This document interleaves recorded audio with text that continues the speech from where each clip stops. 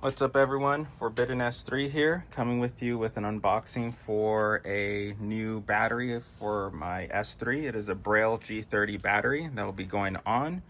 I got this from Summit Performance on their website. It got here literally in one day, which is pretty badass, I have to say. It is a G30 lightweight lithium battery. I've been dealing with lead batteries for quite some time and running them in their F230 battery.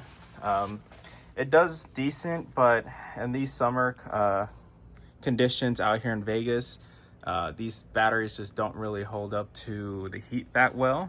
Sorry, just trying to get all this to focus. But yeah, in the summer, these lead batteries that I've been buying for the car just go out and die out pretty fast. So I'm here to switch over and hopefully save some. Well, it is 6.5 pounds versus the 15-pound F230 battery that is currently on there.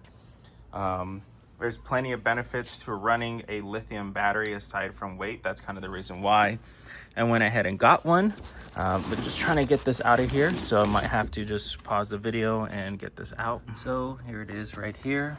Again, as I mentioned, it is the Braille G30 lithium battery. I've always wanted this for my last car, but it was never worth it. For this car, I'm already dealing with voltage droppage and other issues, so want to go ahead and try to get this on to see what benefits I'll be getting, just aside from, you know, it being lithium. These things are fucking on, but wow, here it is.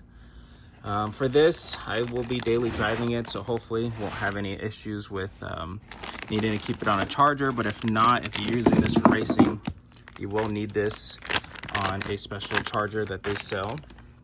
But it's going to be more than enough to be able to do what we need. As I have over here,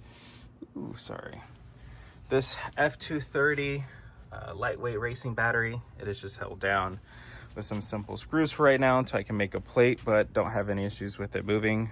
Stays on pretty tight.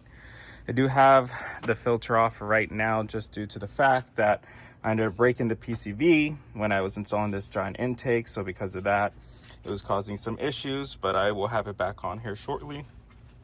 But yeah, time to get this little 15-pound battery out and get the new G30 battery in, which I will also be taking to my friend to properly code the new battery in so it does not overcharge it. But I mean, this thing is really light.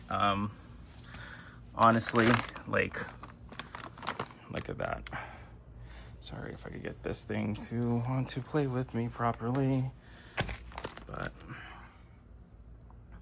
yeah, this thing is squarish, so definitely not as smaller as the other one, but it has 947 cranking amps, which is pretty nice for the S3. I'm gonna make sure that it's always, you know, cranking it over, but I'll try to go ahead and see if I can't get them swapped over right now.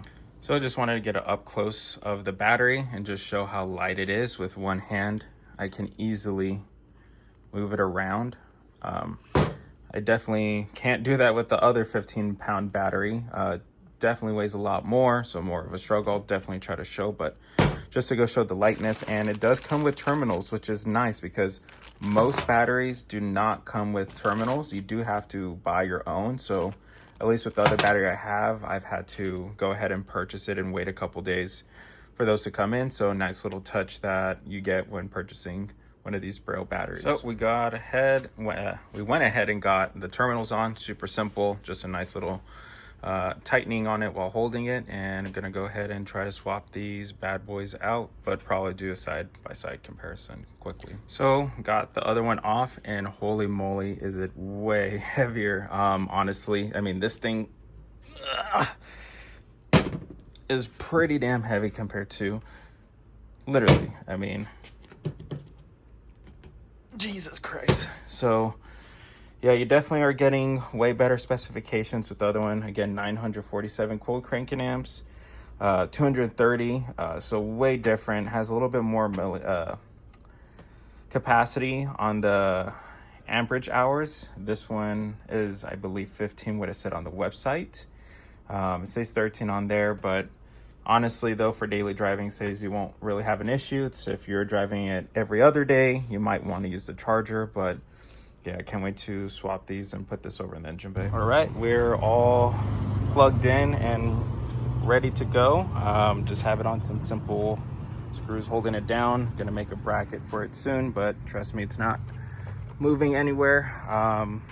Honestly, happy. Kind of looks a little bit bigger in there, but way lighter. So I'm honestly curious how everything's gonna go. Once I start it up, all the codes are gonna come on just because we restarted it, but yeah. Oh, okay, yeah, there we go. There